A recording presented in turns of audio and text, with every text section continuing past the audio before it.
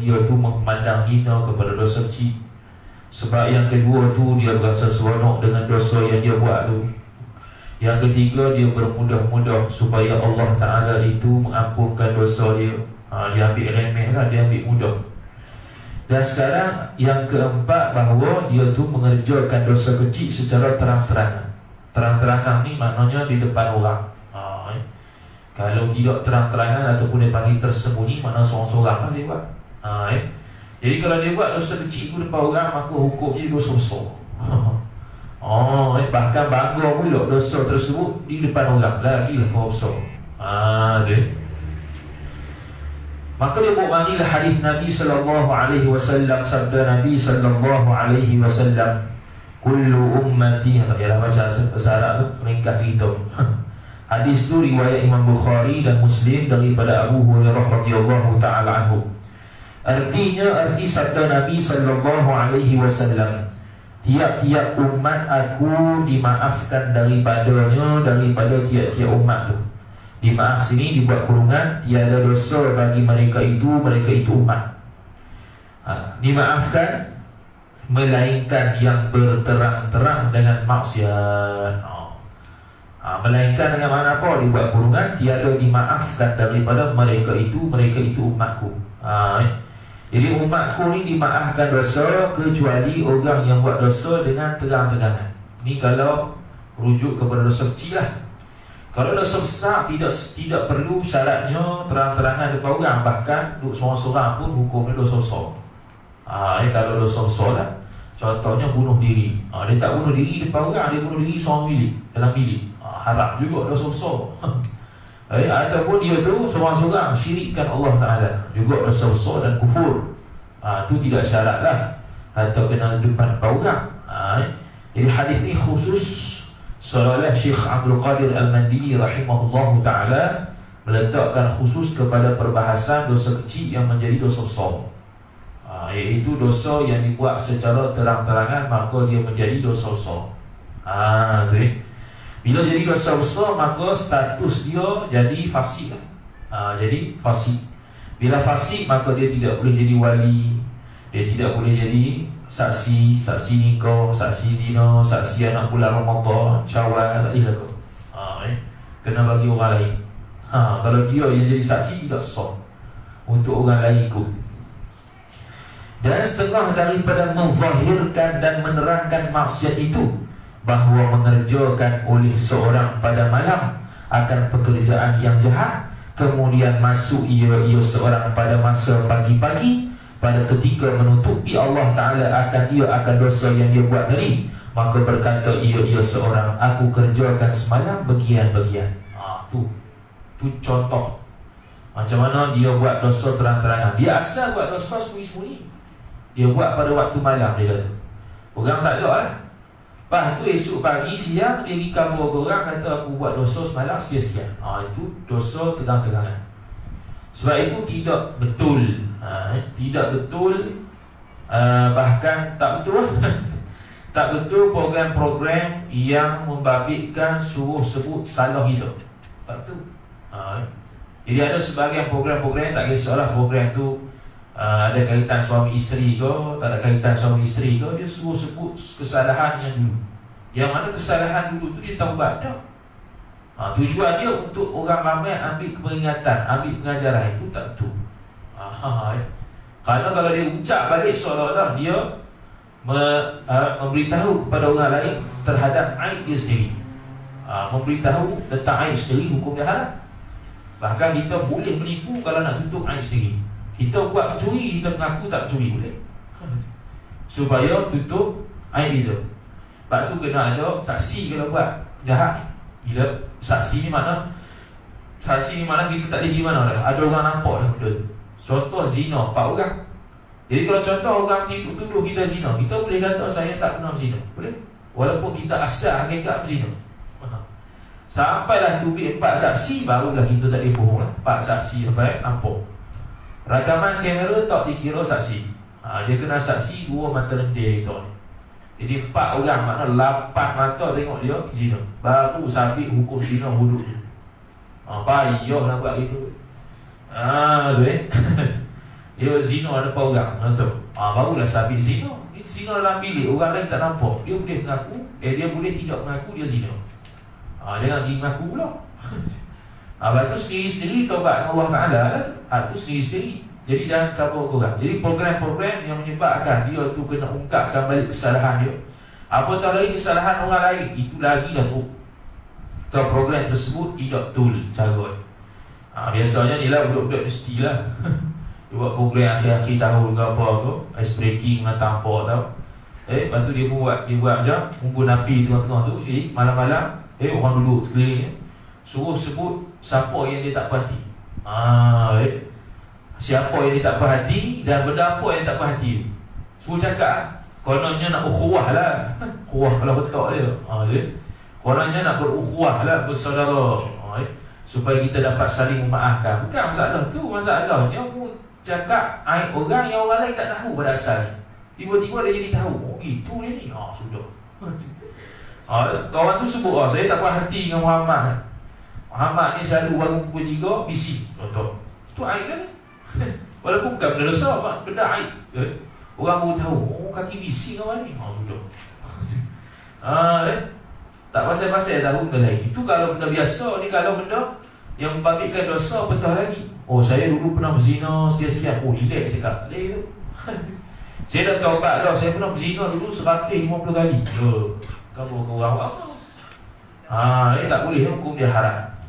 Itu contoh orang yang berdosa besar. Dia buat dosa sembunyi-sembunyi, dia pergi kabur ke orang.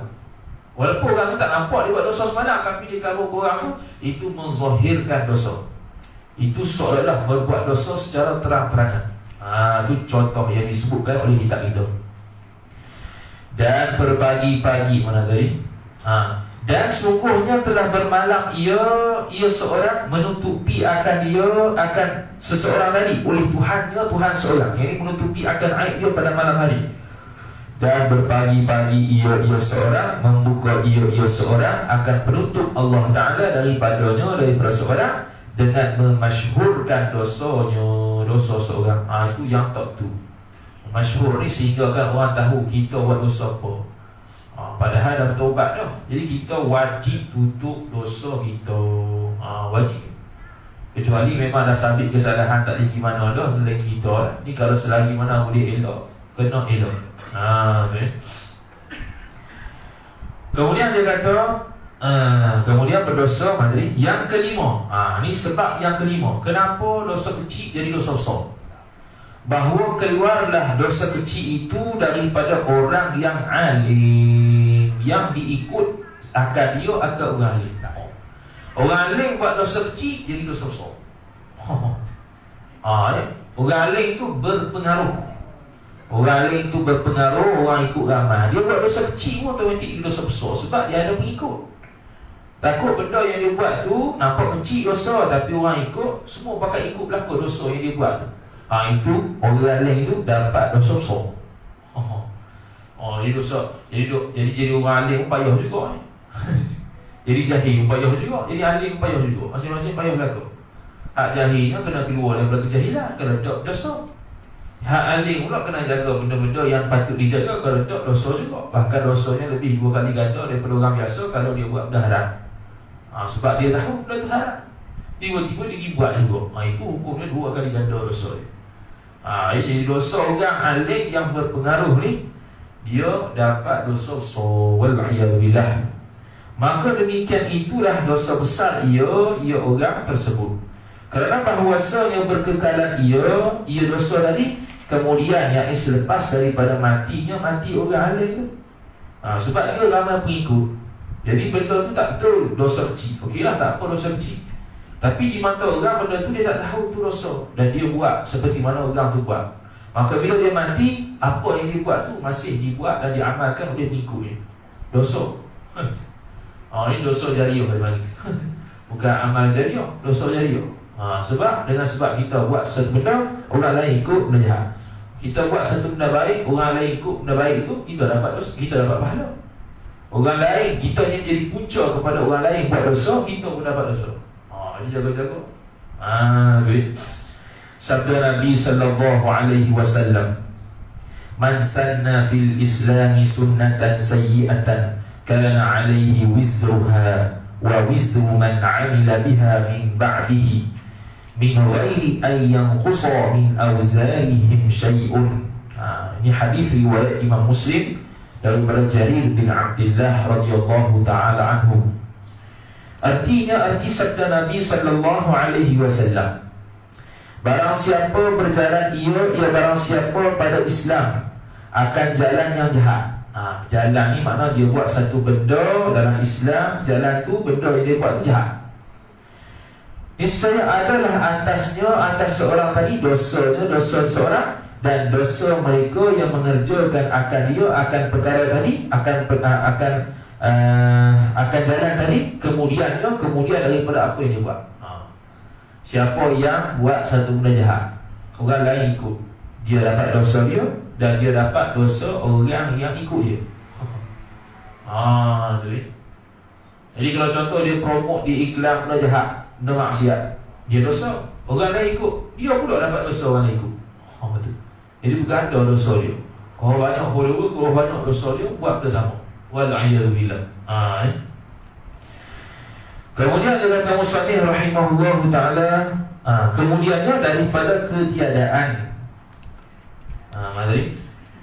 Dia kata, dan dosa mereka yang mengerjakan akan dia akan jalan tadi, kemudian daripada apa yang dia buat tadi, daripada ketiadaan, kurang daripada segala dosa mereka itu yang ikut tu oleh suatu. Mana tak kurang sikit pun dosa yang pun 100% kita dapat. Tak kurang sikit habuk pun. Asalnya dosa seorang-seorang 100% dapat, 100% A dapat juga, 100% B dapat juga. Setiap orang yang ikut kita dapat kita juga. Sahab Sahab guru. Jadi dia panggil dosa jariah, bukannya amal jariah. Dikehendaki dengan berjalan itu, berjalan tu apa? Yakni menyeru ia seorang dengan perbuatan atau dengan perkataan. Jadi kalau tak semestinya kita seru ataupun menyebabkan orang lain ikut tu melalui perkataan, jom ikut, tak semesti. Tapi kadang-kadang melalui perbuatan saja orang tiru, kita kira dosa.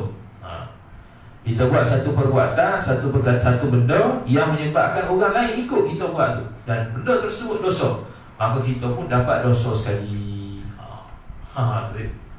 Contohlah kita ni orang yang berpengaruh kita, takat gambar yang buka orang, post kat media, orang pun lain ikut. Jadi kita dosa dah. Kita menyebabkan perbuatan kita tu menyeru orang lain supaya buat benda sama macam kita, dan dia buat sungguh, kita pula dapat dosa. Dengan sebab kita punca kepada orang lain buat benda dosa yang sama. Sebaliknya kalau buat benda baik dan orang lain ikut, maka kita dapat pahalanya. Kita dapat pahala saham. Kita dapat pahala sebab kita buat, dan kita dapat pahala sebab mengajak dan memberi kesan kepada orang lain untuk buat benda baik. Kita mengaji kitab, dapatlah pahala. Kita mengajak orang pula mengaji kitab, dapat pahala kita pula. Kalau kita mengajak 100 orang, 100 pahala dia. Mengajak 2 orang, 2 pahala, apa? Pahala dia mengaji satu, pahala orang lain yang dia ajak mengaji satu. Sebab itulah ada puak-puak namanya puak tabligh.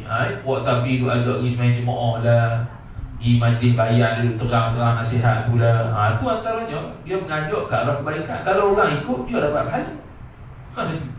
Daripada dia dapat pahala seorang-seorang berjemaah 27, dia ajak orang lain supaya sembahyang jemaah juga, dan orang lain tu ikut, kita dapat pahala dia juga. Putus titik pahala dia. Bukan makna pahala dia hilang, pahala kita dapat, bukan. Dia dapat pahala sebab sembahyang jemaah, kita dapat pahala sebab kita sembahyang jemaah, dan kita ajak orang lain sembahyang jemaah. Tu kesan yang baik. Tu buat tabligh tu bagus kan. Dia ajak bicara, dia ajak orang cara adab-adab yang baik, kita pun ikut, dia dapat pahala untuk dia dapat pahala kerana ajak kita, dan kita ikut. Nampak macam remeh tapi berpahala. Kita bersugi ni sunnah. Dia pun ajak bersugi. Gila bersugi. Ni beli RM4 dia RM5. Kita pun bersugi dengan sebab dia suruh, dengan sebab dia ajak. Jadi kita bersugi dapat pahala, kita ajak orang lain bersugi dan dia bersugi, kita pun dapat pahala. Jadi kias sendirilah kepada amalan-amalan kebajikan yang lain. Satu benda yang nampak remeh tapi dia cukup besar impak dan kesan dia. Tu ya. Kemudian kata musannif rahimahullahu taala, atau dengan perkataan. Ni tadi dengan perbuatan, ni perkataan kita ajak semua. Pokok takdir mari ya. Okay? Setiap rumah tu dengan ketuk dia mari ajak dengan perkataan. Kita lari. Bukan kita orang yang tak mau pergi sembahyang, pergi lari. Nampak takdir macam nampak hantu. Nampak takdir macam nampak hantu. Tak betul lagi tu. Atau menolong ia seorang atas kejahatan. Kita tak buat maksiat tu, kita tolong dia, kita pergi tolong orang lain buat maksiat. Contohnya orang sembunyi sebab nak kena bunuh orang. Sembunyi lah rumah kita. Orang pun tanya nak bunuh tu, kata ada nampak orang lari mari sini. Kita pun kata ada pun masuk situ. Kita tolong orang buat maksiat. Kita pun dapat dosa. Kita pergi share, WhatsApp ke apa ke, benda yang berkaitan maksiat, kita dapat saham juga. Okay. Atau diikut akan dia, akan perbuatan jahat tu atas seorang. Kita ni menyebabkan orang lain ikut. Kita buat satu benda dan orang lain ikut, sama lah. Itu membuka jalan keburukan juga pada orang lain dan kita dapat saham sekali. Dan firman Allah Ta'ala dalam surah Yasin ayat 12, wa naktubu ma qaddamu wa atharahum. Artinya, menulis oleh kami akan barang yang mendahulukan oleh mereka itu manusia, daripada segala amal kebaikan dan kejahatan, dan segala bekas mereka itu manusia. Bekas ni buatan juga. Kesan bekas ni hasil daripada apa yang mereka buat, orang lain ikut. Hasil daripada apa kejahatan yang mereka buat, orang lain ikut. Kami tulis juga. Kami tulis kejahatan dia, kebaikan dia. Dan siapa-siapa yang dia beri kesan pada orang lain juga kami tulis. Kalau kesannya baik, kami tulis baik. Kesannya jahat, kita tulis dosa. Itu. Dikehendaki dengan segala bekas itu, barang yang menghubungi ia barang daripada segala amal, kemudian yang selepas daripada selesai pekerjaan. Kita buat satu perbuatan, kesan tu, lepas buat satu perbuatan ada kesan. Kesannya berebak pada orang lain, yang orang lain ikut juga. Kita dapat dosa atau pahala berdasarkan orang lain ikut itu. Lepas kita sembahyang sunat, tinggal kekah kesan. Tengok orang lain pun ikut kita sembahyang sunat dengan sebab kita sembahyang sunat. Kita dapat pahala sebab kita beri kesan kepada orang tu sembahyang sunat. Contoh. Dan yang mengerjakan yang selepas daripada selesai pekerjaan, dan yang mengerjakan, mengerjakan perbuatan tersebut. Tak kala adalah habis selesai bab taubat. Habis taubat, semua buka taubat belaka. Habis dapat taubat, nak masuk bab lain dulu. Tak kala adalah yang membangkitkan. Bangkit ni mendorong. Kita lama bangkit, bukan bangkit diri tu. Bangkit mana mendorong. Adalah yang membangkitkan, yakni mendorong atas taubat itu, takut akan Allah. Yang keluar ia takut akan Allah tu daripada pengenalan ni ma'rifatullah, kenal Tuhan. Jadi taubat tidak akan berlaku melainkan dengan takut pada Allah Ta'ala. Tidak akan seseorang itu mahu bertaubat sebab seorang pun kalau tak mahu bertaubat pada Allah sebab apa? Sebab dia tidak ada perasaan takut pada Allah Ta'ala. Dia tak ada. Kalau dia ada perasaan takut pada Allah Ta'ala, dia akan bertaubat walaupun dia tak buat dosa. Nabi SAW beristighfar pada Allah 80 kali sehingga 100 kali. Tapi Nabi SAW bukan mana ada dosa, dia beristighfar, dia minta ampun pada umat dia. Jadi kita ni tak apa Nabi mana ni, kau banyak taubat lah. Jadi orang yang banyak bertaubat ni sebab dia takut dengan Allah Ta'ala banyak. Takut yang dihisab tu benda jahat.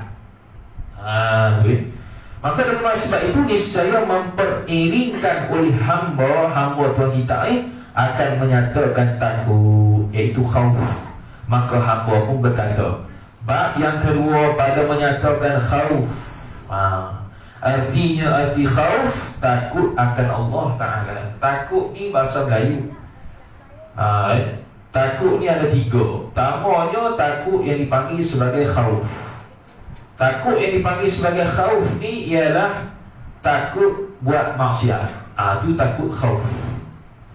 Yang kedua dia panggil takut khasyah. Takut yang dipanggil sebagai khasyah. Khasyah pun panggil takut juga. Khasyah ni takut dengan sebab ada ilmu. Innama yakhshallahu min ibadihi al-ulama. Hanya sahaja yang takut kepada Allah Ta'ala daripada hamba-Nya itu ialah ulama. Khasyah ni takut sebab ada ilmu. Dia belajar ada ilmu dan menyebabkan dia takut pada Allah Ta'ala. Bukan sebab buat maksiat, dia dengan sebab banyak ilmu lagi takut pada Allah Ta'ala. Maka itu dia panggil khasyah. Tahap paling tinggi dia panggil haibah.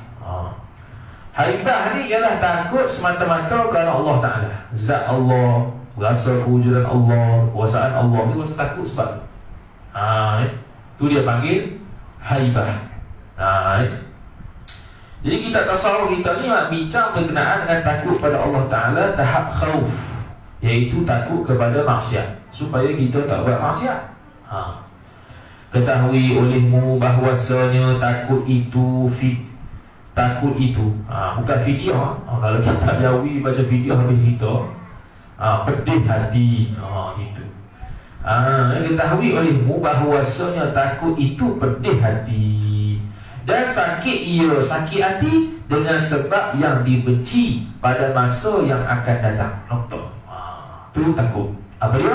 Pedih hati, rasa tak selesa hati, sakit hati dengan sebab benda yang akan datang tu benda yang dibenci.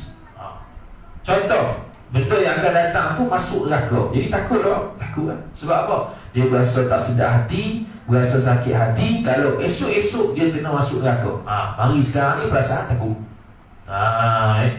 Jadi perasaan takut ni perasaan tak selesa hati, pedih hati, sakit hati terhadap benda yang akan berlaku, dan benda tersebut hati tak suka. Benda tu dia panggil takut. Dan terkadang adalah takut itu kerana dosa. Kerana dosa lah dipanggil khauf.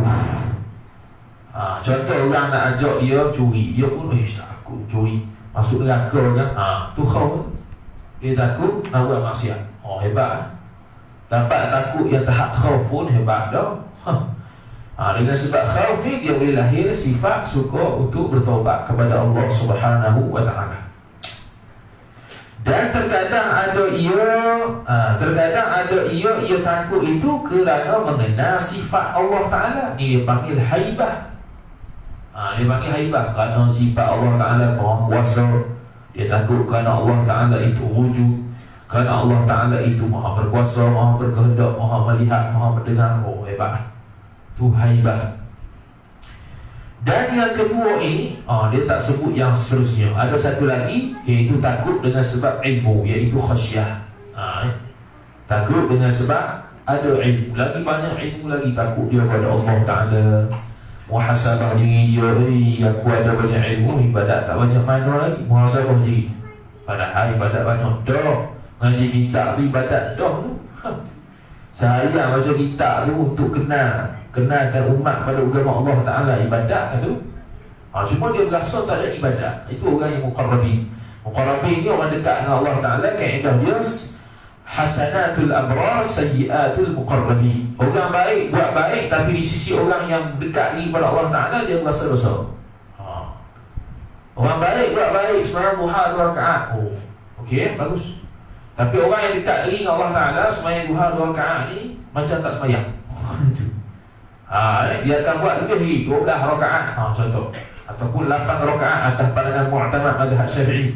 8 rakaat, kalau 12 rakaat pandangan Ibnu Hajar, Syekh Ibnu Hajar Al-Haytami rahimahullah dalam Tuhfah, pandangan itu pandangan dhaif.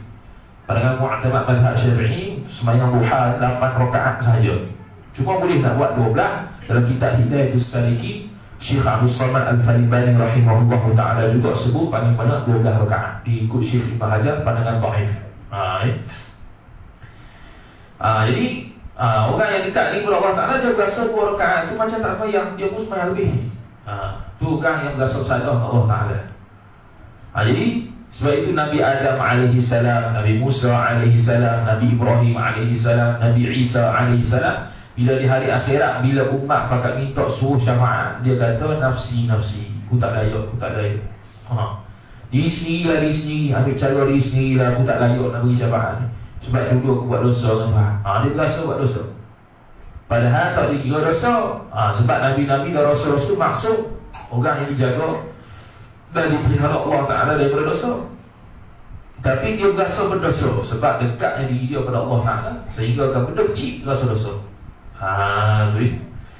Dan yang kedua ini, iaitu takut kerana sifat Allah tu lebih sempurna daripada yang pertama, iaitu takut dengan sebab dosa.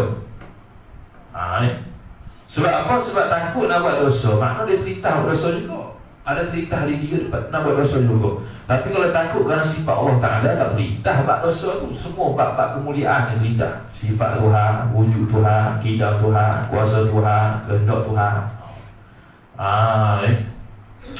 Kerana bahawasanya orang yang mengenal akan Allah Ta'ala tak dapat tiada ni mesti.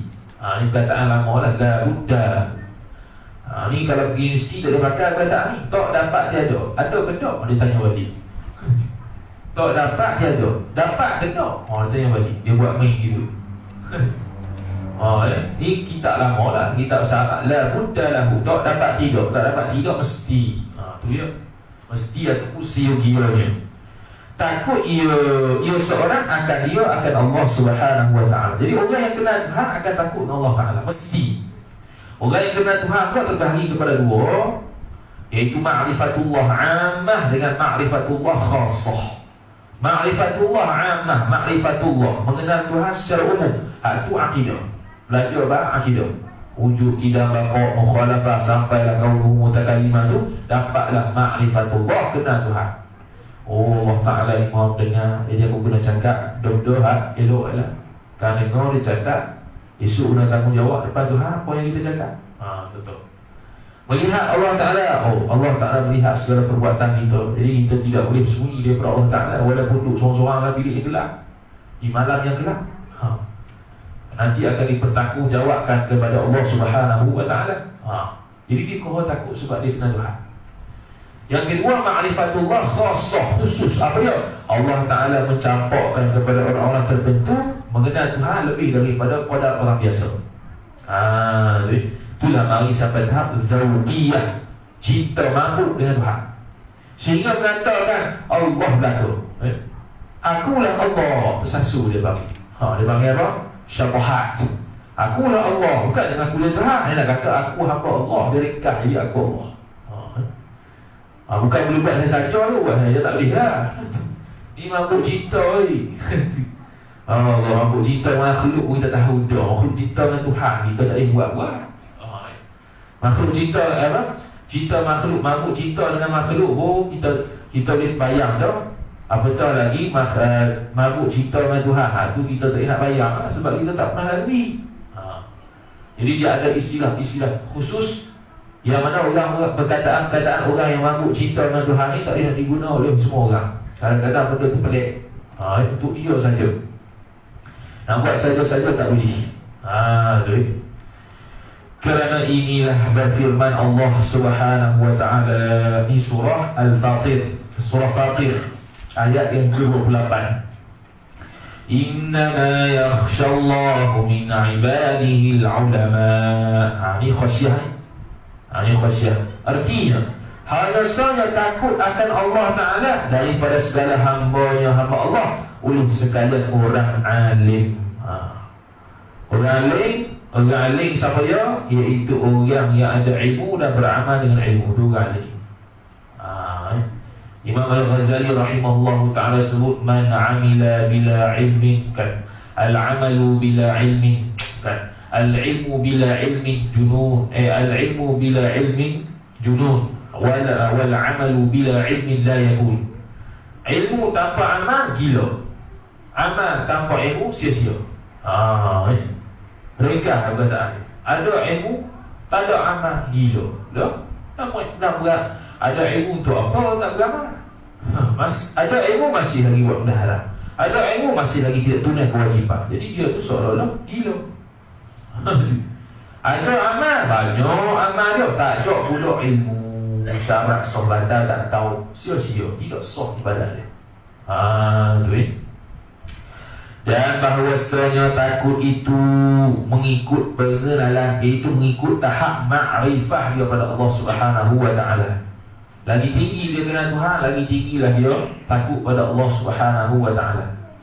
Sebab itulah Ali Zainal Abidin rahimahullahu ta'ala wa radiyallahu ta'ala anhu, cicit Nabi SAW apabila dia nak ambil wudu, merah muka. Merah muka. Orang tanya buat apa ambil wudu merah muka? Sebab saat ni aku nak hadap Tuhan mayang. Takut dah tu wudu. Itu dia gerah habis. Gerah habis, Allahu Akbar, London, Brazil, World Cup semua masuk. Assalamualaikum. Tu kita bukan kita lah, saya tu. Saya tu. Barang siapa banyak pengenalan barang siapa banyak dia kenal Tuhan, lagi banyak niscaya banyak takut orang tu. Bila dia sampai takut yang banyak, maka dia sampai tahap dia nak elok diri daripada syubhat. Dia nak ambil benda harus sekadarnya sahaja. Sampai tahap itu. Benda syubhat dia tak ambil. Syubhat ni kalau ambil, syubhat ni benda yang antara halal dan haram.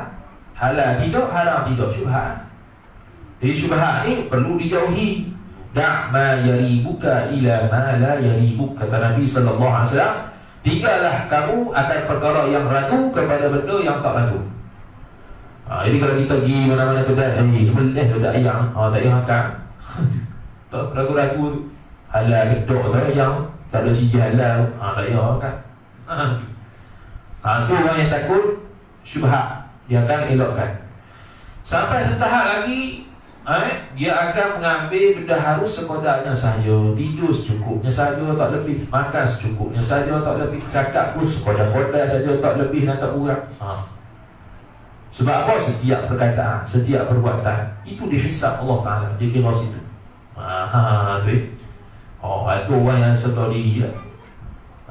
Tu. Dan barang siapa sedikit pengetahuannya, barang siapa niscaya sedikitlah boleh takutnya. Takut barang siapa tu. Sikit ilmu, sikit takut. Sebab tu kena belajar. Belajar pekohnya, belajar tasawufnya, belajar tauhid, supaya lagi besar pengetahuan kita, lagi besar takut kita pada Allah Ta'ala. Takut nak tinggal semayang, takut nak tinggal puasa, takut nak lewatkan semayang tak ada uzur, takut kalau tak mari Jumaat, kalau tak ada uzur, dia mari. Sehingga kan benda makruh pun kita tak buat. Sebab takut Allah Ta'ala. Dan kita banyak tahu dah, ngaji buku bekoh banyak dah, benda makruh tak buat. Tu Syekh Muhammad Al-Khatib Al-Syibini rahimahullah ta'ala mengarang kitab Mughnil Muhtaj ila Ma'rifati Ma'ani Al-Fadhil Minhaj. Salah seorang ulama fiqh mazhab Syafi'i yang terkenal, dia tidak benar seumur hidup dia buat benda makruh.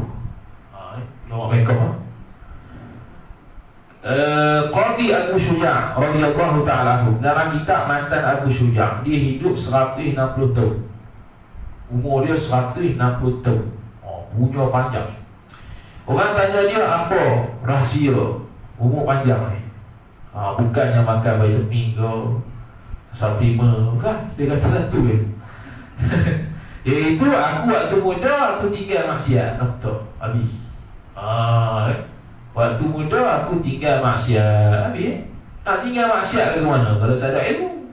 Benda tu haram kita rasa halal buat. Habis. Tu. Benda tu kita rasa biasa-biasa, tak kaitan agama pun, padahal haram buat juga. Habis. Dalam kitab Ta'limul Muta'alim Tariqat Ta'alum, antara perkara yang memendekkan rezeki dan yang antara perkara yang menyekat rezeki dan memendekkan umur ialah buat maksiat. Buat benda haram. Banyak lagi lah, itu salah satu je. Kerana inilah bersabda Nabi sallallahu alaihi wasallam. Ini hadis riwayat Bukhari daripada Anas radhiyallahu ta'ala anhu, ana akhwafukum lillahi ta'ala. Dia kata, artinya aku lebih takut akan Allah Ta'ala daripada kamu. Nabi sendiri nyatakan wala fakhra, dalam keadaan dia tidak bangga diri. Bukan nak bangga diri aku ni paling takut Allah Ta'ala, tidak. Nak kata bila dia mengaku Nabi SAW mengaku gitu, nak suruh ikut Nabi. Ikut mana yang nak kata takut pada Allah Ta'ala? Ikut Nabi ya. Ikut Nabi dalam hadis berdasarkan kefahaman ulama. Bukan faham sendiri, baca Sahih Bukhari sendiri, Sahih Muslim sendiri, buat kesimpulan sendiri. Ya, tak betul tu. Ini baca hadis sendiri, beli sunat sitah. Oh, saya mau kenal sunnah Nabi SAW. Punah. Kami mau kenal sunnah, bila kita macam mazhab kita tak sunnah pula. Baru dah kena sunnah. Mazhab kita lah paling banyak sunnah. Mazhab mana-mana, 4 mazhab semua ikut sunnah berlaku. Masing-masing ijtihad masing-masing.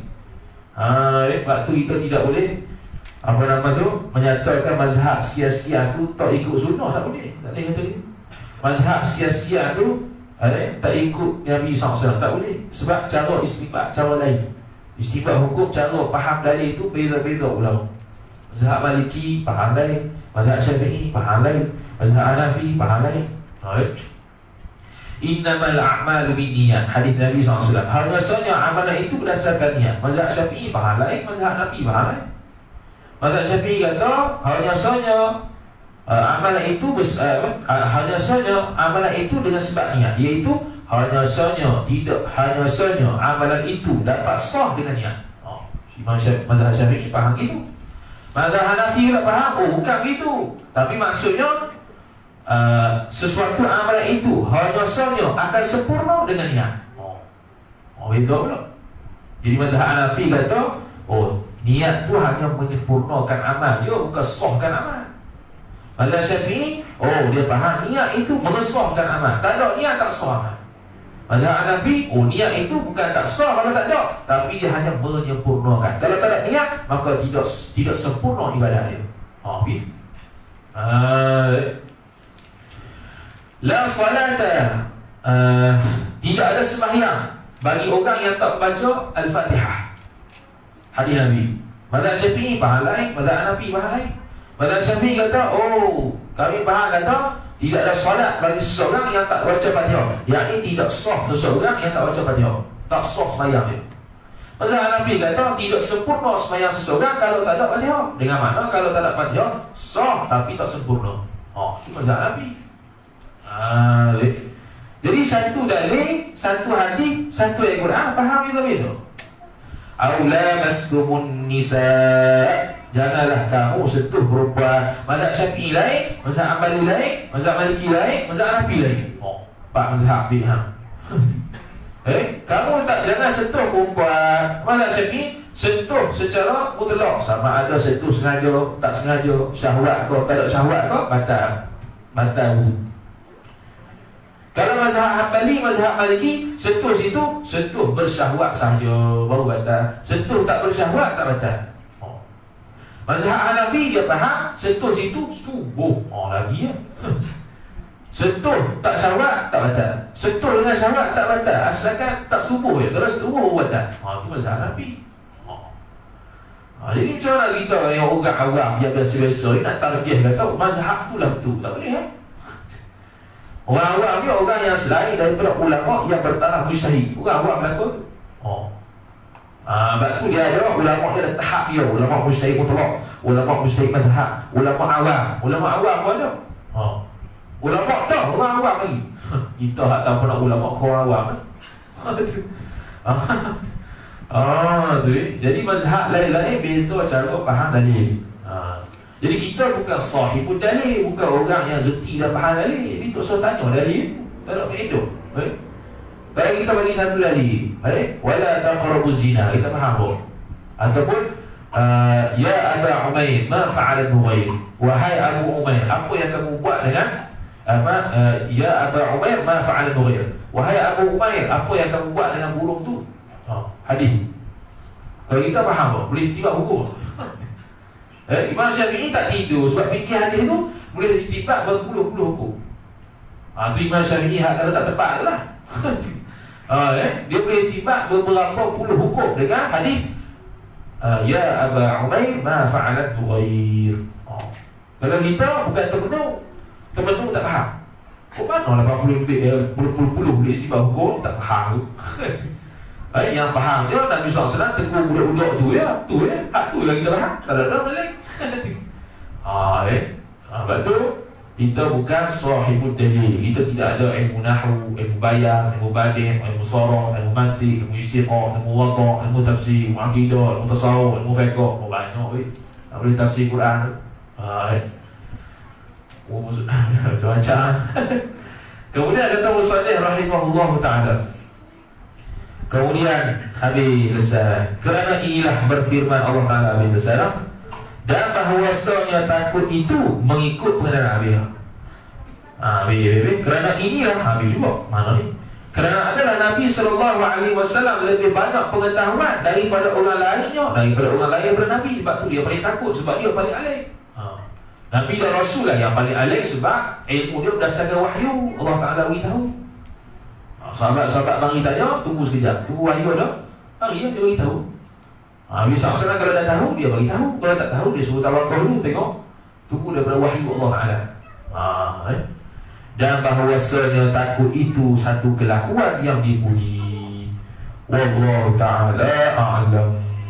A'udzu billahi minasyaitonir rajim. Bismillahirrahmanirrahim. Alhamdulillahi rabbil alamin, wassalatu wassalamu ala asyrafil anbiya'i wal mursalin sayyidina Muhammad wa ala alihi wa sahbihi ajma'in.